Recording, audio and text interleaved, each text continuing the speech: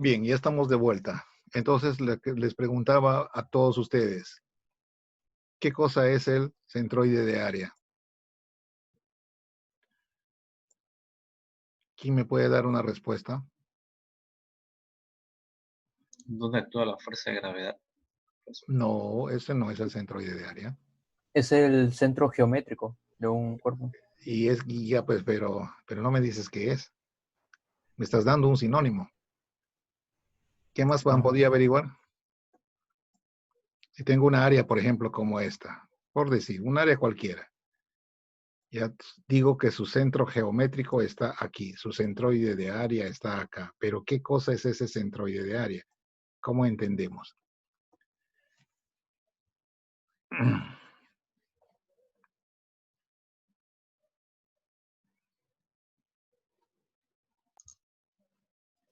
Es un punto que se puede utilizar para las aplicaciones.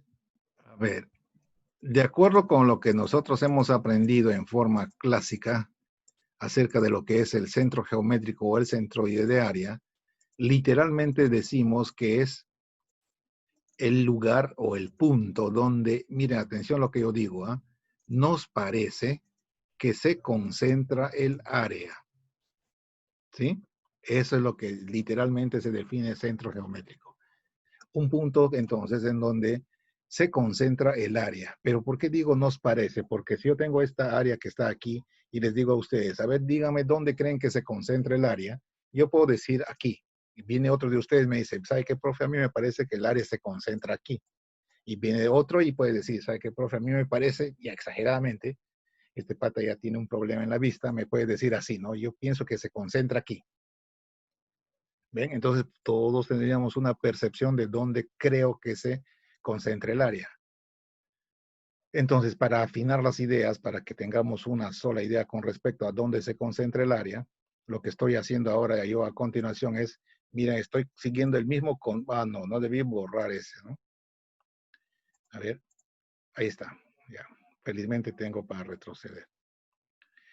Les decía, si yo quiero, por ejemplo, saber dónde está el centroide de área con más precisión, entonces lo que yo podría hacer es lo que estoy haciendo ahorita, ¿no? Seguir entonces el contorno de esta silueta real, ir entonces acortando ese contorno, ¿no?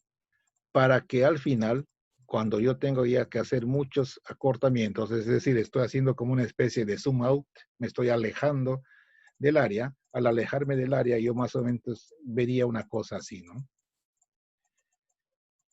¿Se dan cuenta? Entonces, toda esa área se iría reduciendo aquí a un único punto. Y ese punto, entonces, es lo que se llama el centroide del área. ¿Se entiende la idea? ¿Sí? ¿Se dan cuenta ustedes que, por ejemplo, alguna vez han visto una animación o una vista satelital, ¿no? Enfocan un punto en la Tierra y luego alejan la cámara, o sea que es como que si la cámara sube en altura y sigue apuntando y se van a dar cuenta que esa área se va haciendo chiquita, chiquita, chiquita, chiquita, hasta que finalmente es un ridículo punto, ¿no es cierto?, en el mapa. Entonces, ese es lo que estoy haciendo yo, ¿no? Estoy alejando mi cámara de esta área y esa área se va cortando, achicando, achicando, hasta que finalmente a una distancia muy grande solamente voy a ver un punto. Ese punto representa el centro geométrico de esa área. Entonces, la ecuación que acabamos de sacar nos dice que el XP, YP, es decir, el punto donde actúa el centro de presión equivale al centroide o centro geométrico del área de la compuerta. Eso es lo que hemos encontrado ahorita. Ahora viene otra idea. Resulta que cuando los cuerpos estos, las compuertas, se consideran homogéneas, entonces en ese caso, cuando son homogéneas, este centro geométrico se convierte también en el centroide de gravedad, en el llamado XG. ¿Listo? Es lo que me habían dicho en antes, ¿no? Pero esta igualdad que ustedes ven acá entre centroide de área y centroide de gravedad, solamente se da cuando los cuerpos se denominan homogéneos. Y ahora viene la gran pregunta. ¿Cuándo un cuerpo es homogéneo?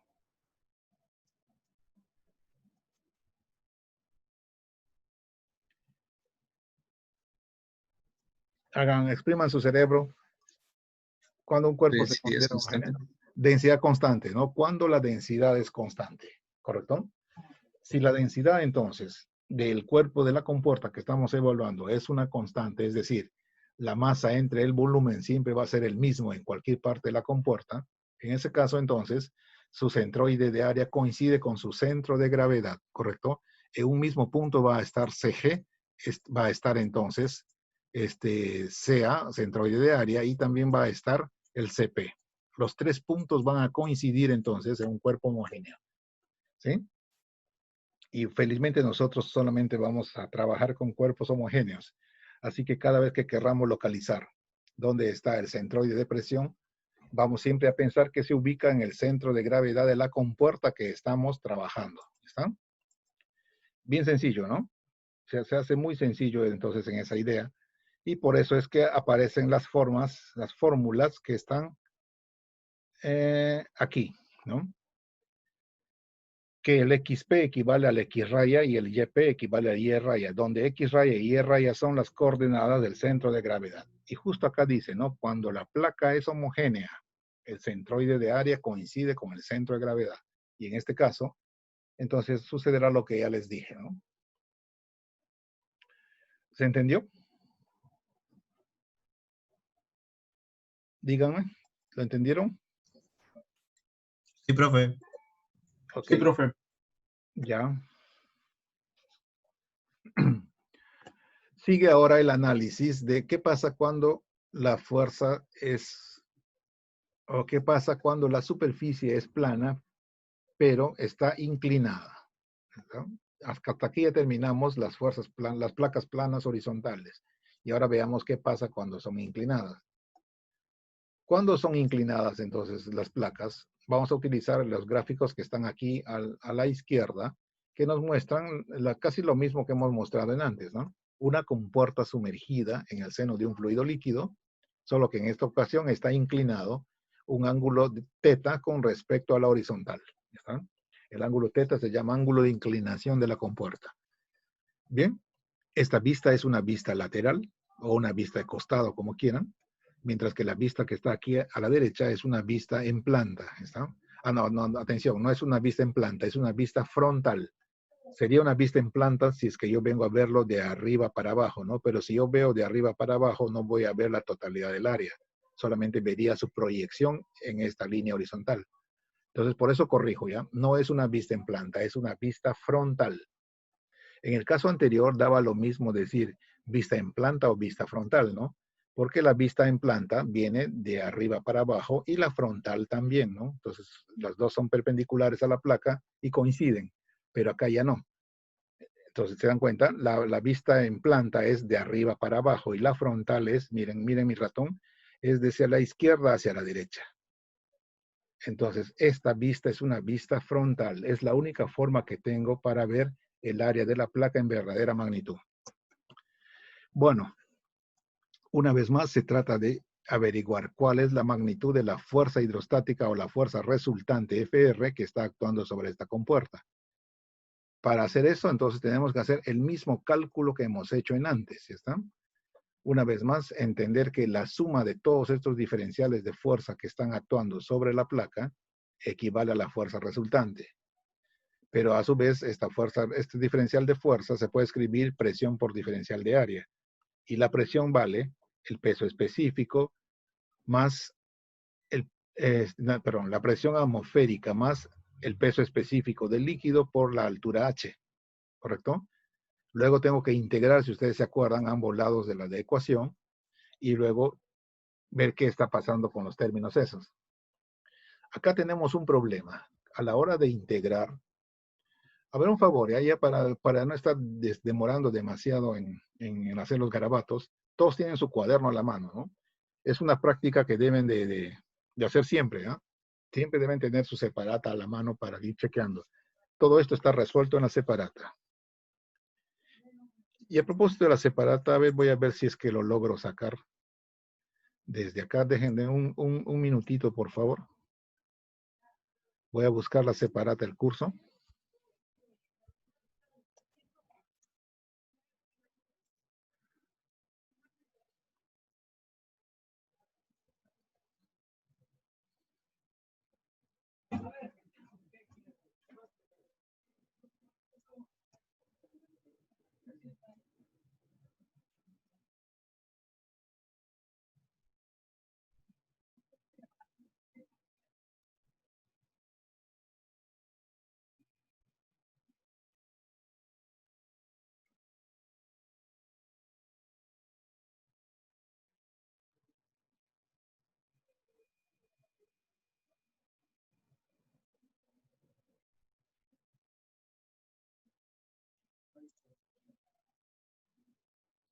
Están viendo esta imagen, ¿no? Corresponde a la separata del curso. ¿Lo ven? Sí, profesor. Ya. Bien, entonces miren, acá tenemos una vez más esa misma imagen que nos muestra la compuerta sumergida en el seno de un fluido líquido y está inclinado a un cierto ángulo θ con respecto a la horizontal. En la otra vista, en la vista frontal, observamos la misma área en verdadera magnitud. ¿Está? Y lo que les señalaba es lo siguiente, de que la presión a la que está sometida una partícula de líquido, justo abajo, ahí donde está el DF aquí, la presión que se está sometida a esta partícula de fluido acá, se puede medir con esta expresión, ¿no? Diferencial de fuerza entre diferencial de área en forma general. Ah, no, alto, disculpen, ¿eh? Borrón y cuenta nueva. La presión que ejerce esta fuercita sobre este diferencial de área se puede medir con esta expresión. Presión es igual a fuerza entre área, no olvidando de que la fuerza siempre es perpendicular al área sobre la que actúa.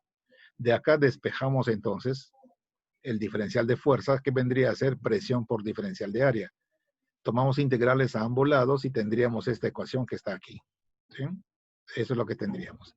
Pero por otro lado, fíjense, ahora sí viene, la presión a la que está sometida esa partícula de fluido aquí equivale entonces a la presión que ejerce esta columna de líquido, que se puede encontrar como el producto del peso específico por la altura. ¿Está? Y una vez más, aquí también hemos utilizado la fórmula reducida, ¿no? Es decir, prescindiendo del efecto de la atmósfera. ¿Correcto? Si yo considero entonces que la presión vale gamma por H, esto lo puedo reemplazar en esta ecuación y con eso tendría entonces la ya consabida fórmula, ¿no? Que la fuerza resultante, que es la integral de todos los dF, que equivale a la fuerza resultante, es la integral de gamma por H por dA. Pero aquí tengo un pequeño inconveniente, ¿no? Ya no puedo sacar a la altura H fuera de la integral. ¿Por qué no se puede sacar H fuera de la integral en esta ecuación? ¿Qué piensan? Es variable. Claro, porque H es variable, ¿no es cierto? Ajá. Esta H, miren, donde yo tomé tiene esta distancia, pero si lo hubiera tomado arriba, tendría una distancia más pequeña. Y así, entonces, en cualquier otro lugar habría sido de un valor diferente. Por lo tanto, H no es una constante y no puede salir de la integral. El único que podría salir de la integral es el peso específico, pero eso no me ayuda en nada por ahora. Entonces, para poder resolver esta ecuación, vamos a ir haciendo algunos cambios. Dice, ahora, acá falta una coma, H ya no es una constante y por tanto no puede salir de la integral. Sin embargo, dice, de la figura se observa que H equivale a Y seno de θ. Entonces, ¿qué significa esto? Que para que nosotros podamos seguir simplificando esta ecuación, tenemos que hacer algunos cambios en la gráfica o hacer algunas cosas adicionales en la gráfica. ¿A qué me refiero? En primer lugar, vamos a contar siempre con la ayuda de un sistema de coordenadas de referencia. ¿Está? De tal modo, miren, que para las ecuaciones que yo les estoy pintando por acá, los ejes coordenados que vamos a utilizar son como se muestran en esta figura. ¿Está? ¿Y eso qué significa? En primer lugar, miren, la línea que pasa justo por el canto de la compuerta, a esta línea que estoy repintando en color rojo, le vamos siempre a llamar el eje Y. ¿Está?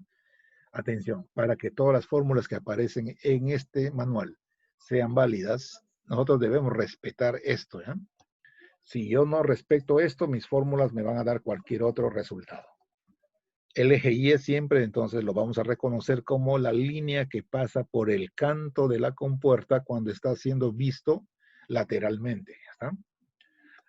Ahora, inmediatamente voy a trazar una perpendicular a esa línea y esa perpendicular dirigida hacia afuera siempre va a ser el eje Z.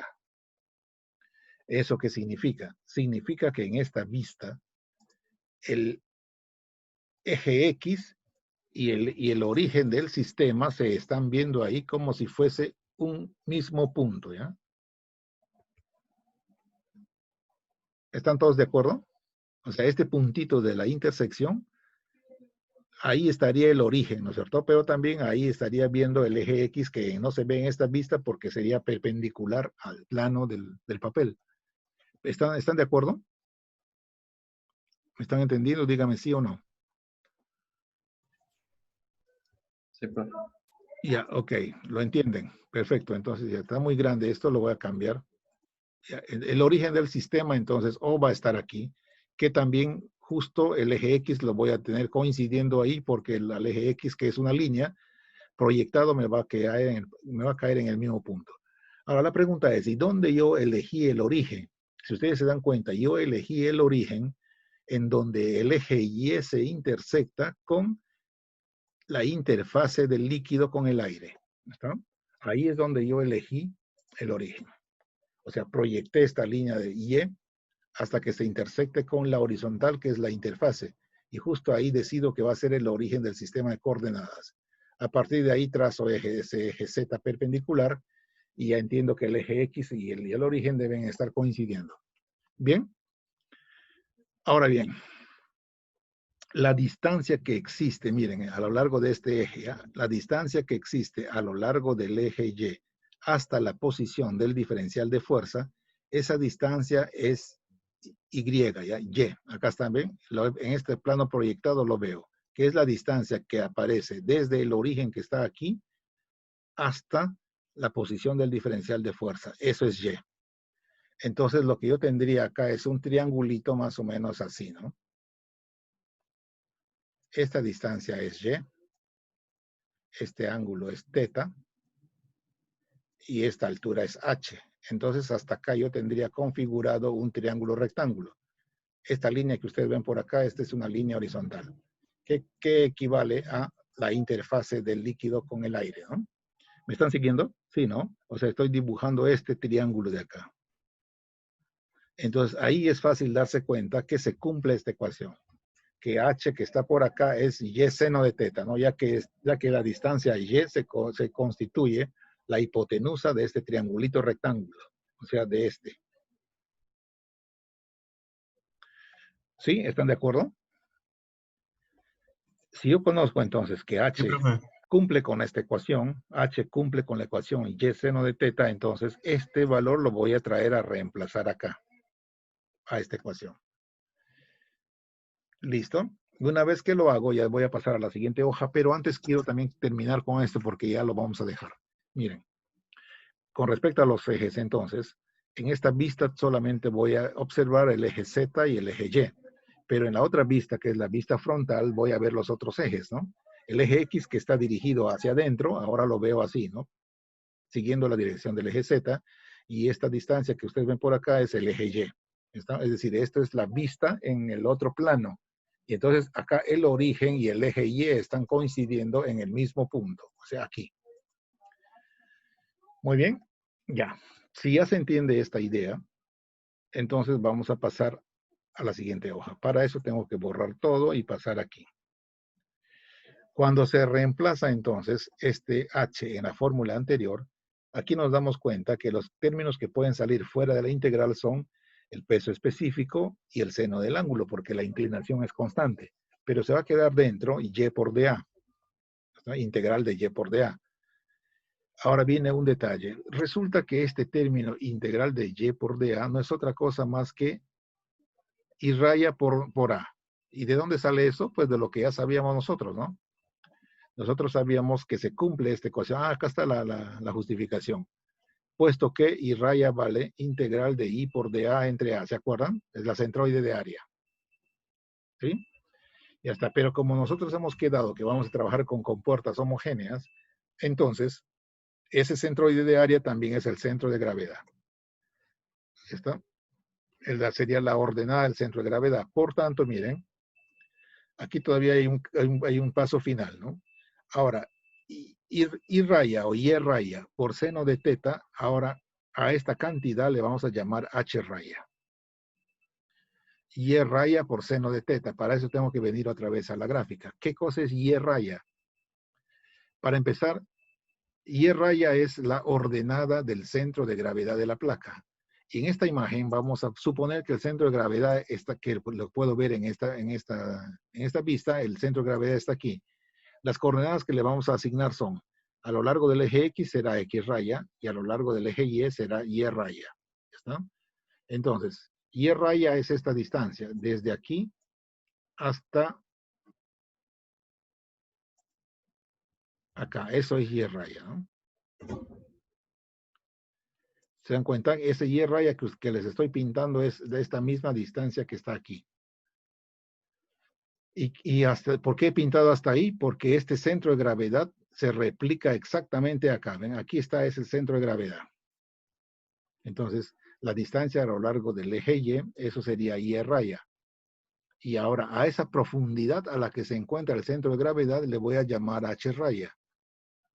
¿Me dejo entender? Ya ubiqué el centro de gravedad y la profundidad a la que está el centro de gravedad, le voy a llamar H raya.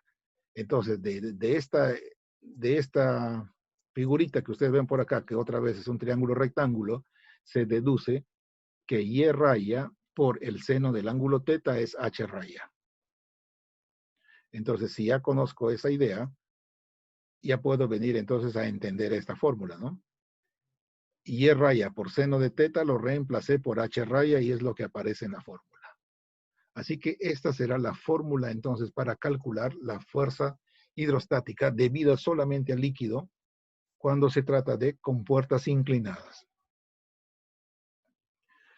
Si ustedes se dan cuenta, esta estructura es similar acá a la que hemos tenido en compuertas horizontales, ¿no? Miren, la fuerza resultante es peso específico por H por A. Lo único que aumentó para el siguiente caso es la rayita encima de H.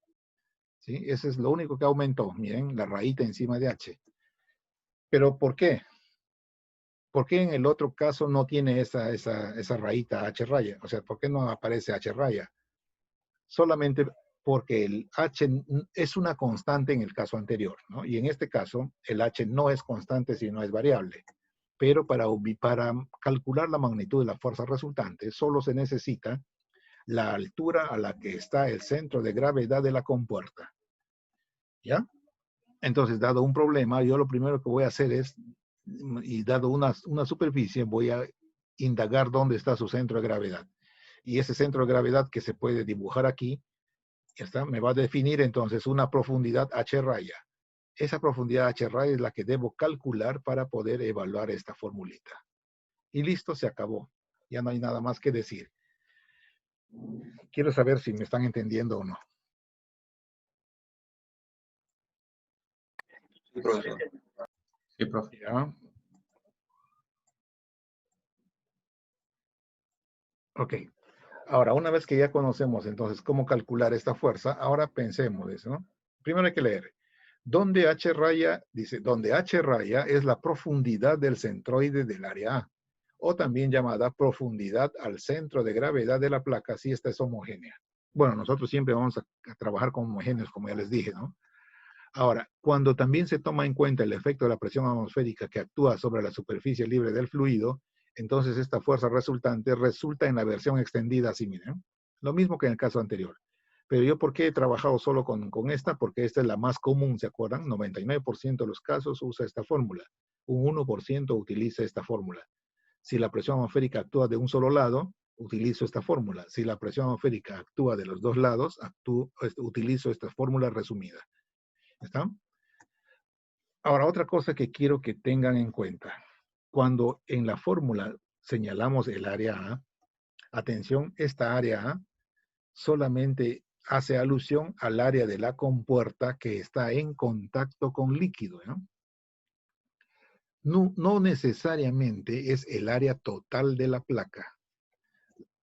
Por si acaso en su cuaderno ustedes pongan esa anotación. Hasta aquí no está puesto, pero yo les debo señalar eso. El área A es el área que está en contacto con el líquido. Les doy un ejemplo. Miren esto. Supongamos que esta línea que está acá corresponde a una compuerta. Bien. Entonces acá tengo un fondo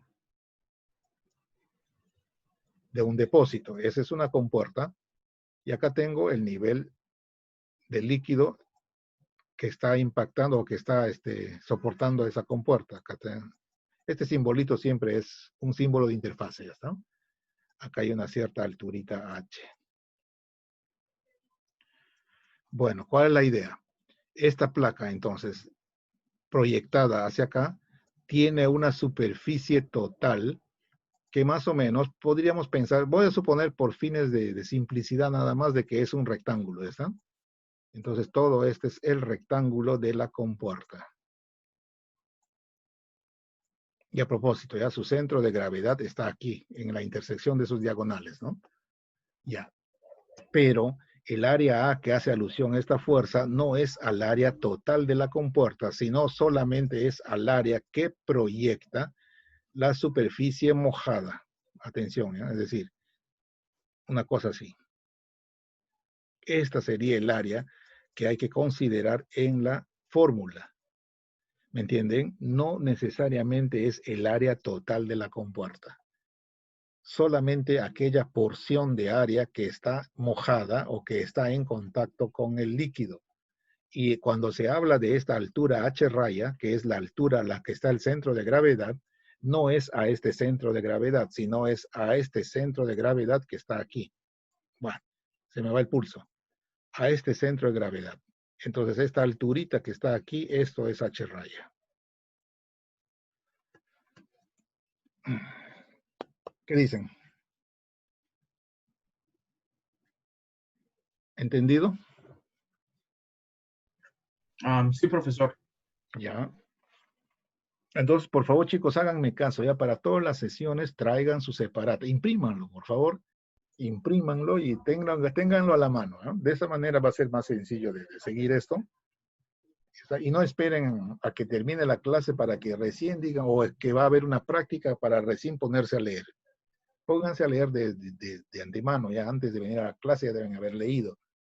Cosa que esta clase se hace más rápida y más rica todavía si es que ustedes me hacen preguntas sobre cualquier cosa que no hayan entendido de la separata.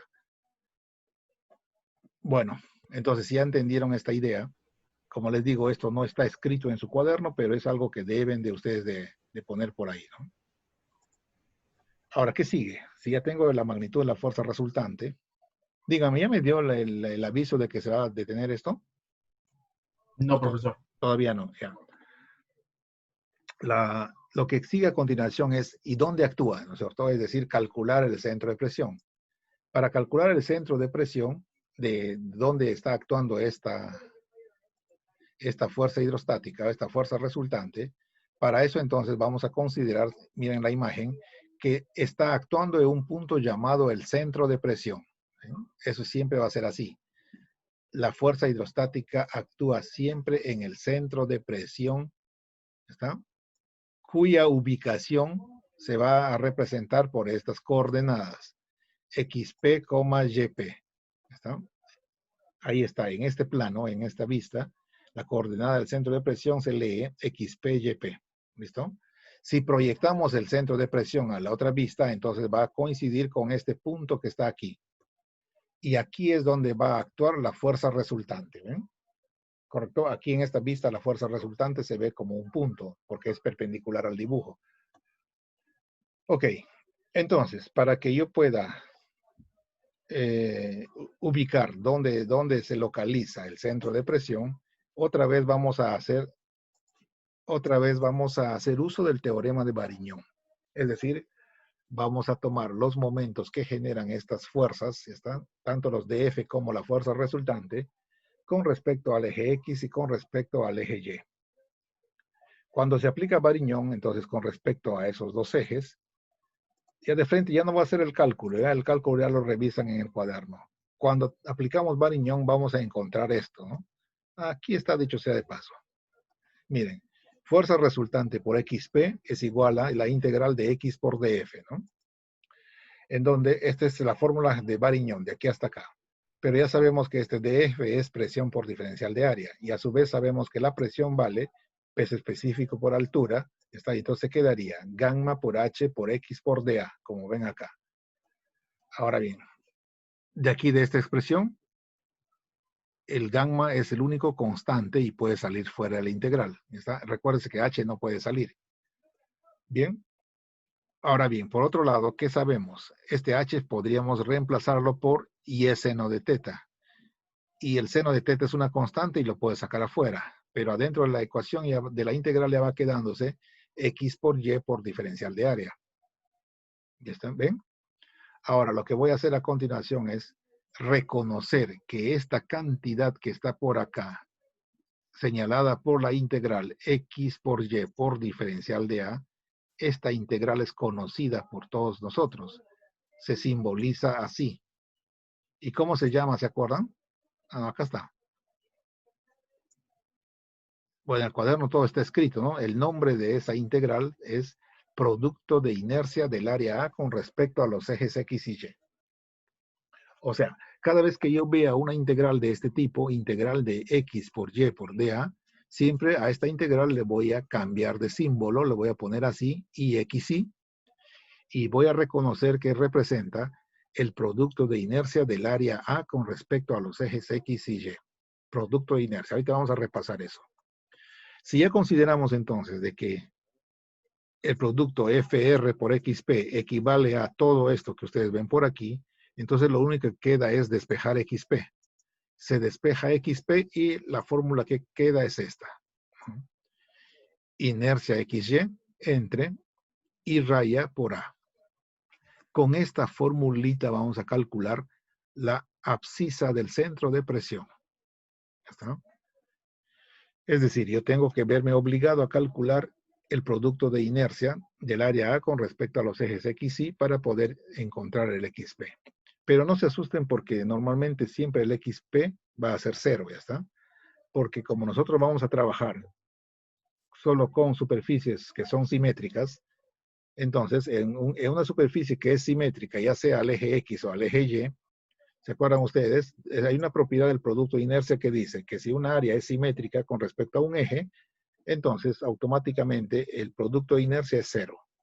Y como nosotros siempre vamos a estar trabajando con áreas que son simétricas con respecto a los ejes, como un círculo, como un rectángulo, un cuadrado, etcétera, entonces nunca, casi nunca, mejor dicho, ustedes van a evaluar esto. Salvo que la superficie sea irregular, ¿no? Por ejemplo, si yo tengo, a ver, ya, mejor no, ahí nomás. Ahora, ya, si ya me han seguido aquí, entonces seguir el otro también es sencillo, ¿no? Ahora voy a tomar momentos con respecto al eje X. Tomando momentos con respecto al eje X, una vez más el teorema de Variñón es aplicable y acá está. La fuerza resultante por su brazo YP es igual a la integral o a la suma de todos los Y por DF. Y de nuevo, y recordar que el DF es presión por dA y que la presión vale gamma por H, ¿no? Acá está, gamma por H. ¿Correcto? Ha sido reemplazado. Y ya.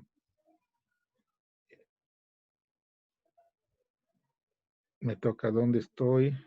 Aquí. Y luego de efectuar los cálculos, encontramos esta formulita.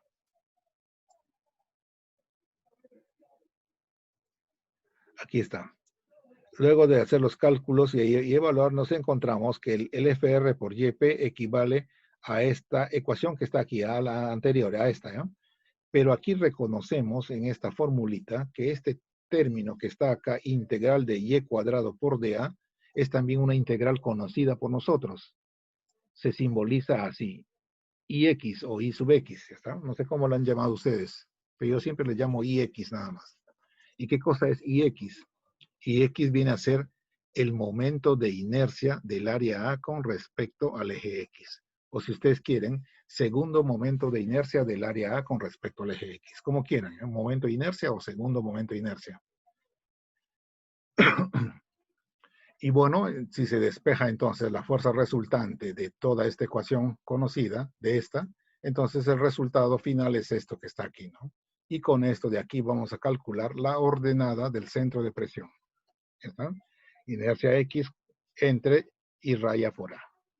Es sencillo, ¿no? Miren, mira XP a qué es igual. Inercia XY entre y raya por A. Y mientras que esto es inercia X entre y raya A. Solamente cambia el numerador. ¿De acuerdo? Pero ahora viene, ¿qué cosa es el momento de inercia con respecto al eje X? ¿Quién se acuerda? Denme una versión. ¿Qué es el momento de inercia? ¿Quién se acuerda?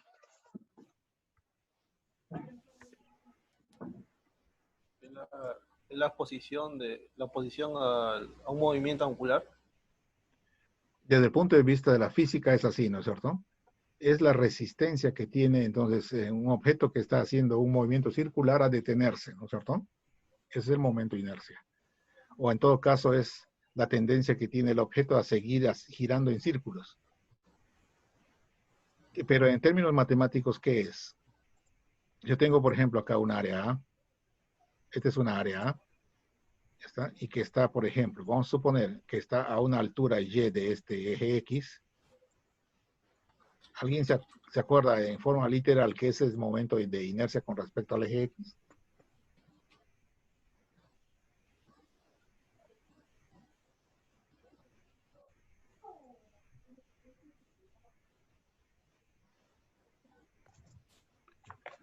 El No momento sé. de inercia es cuando gira el cuerpo en torno a su eje.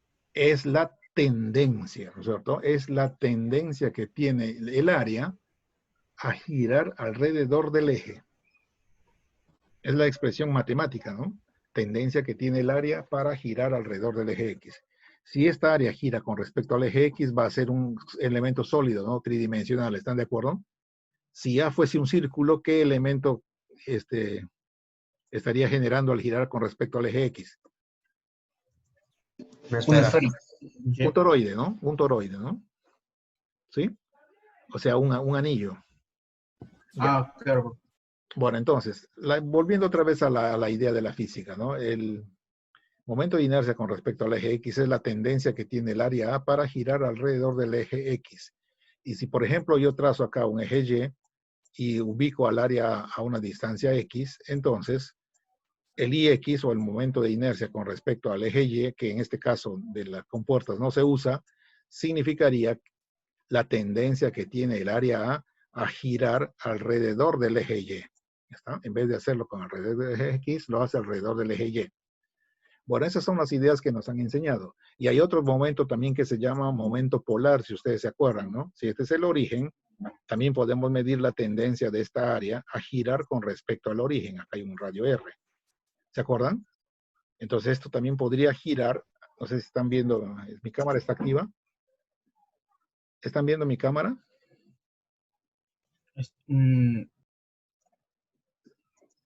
Ahora sí, ¿no? Ahora sí está activa mi cámara, ¿no? Sí, ahora sí, profe. Ya, entonces la idea es, bueno, ¿por qué decía eso? Porque yo estaba haciendo movimientos con mis manos para ver si ustedes entendían la cosa, pero me acabo de percatar que estaba apagada la cámara. ¿Perdón? ¿Hola? Nos queda un minuto, profesor. Menos un minuto, dice. Ya, entonces decía, bueno, ya olvídense la cámara. Entonces, existe también el momento polar de inercia que nos mide la tendencia de que tiene el área para girar alrededor del eje, del origen O. Y eso lo podemos entender también.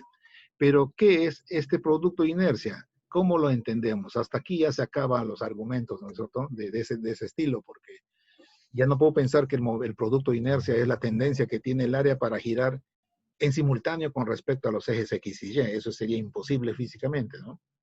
Así que en ese sentido, solamente lo vamos a asumir como una herramienta de cálculo, ¿no? Una herramienta matemática. ¿Ya está?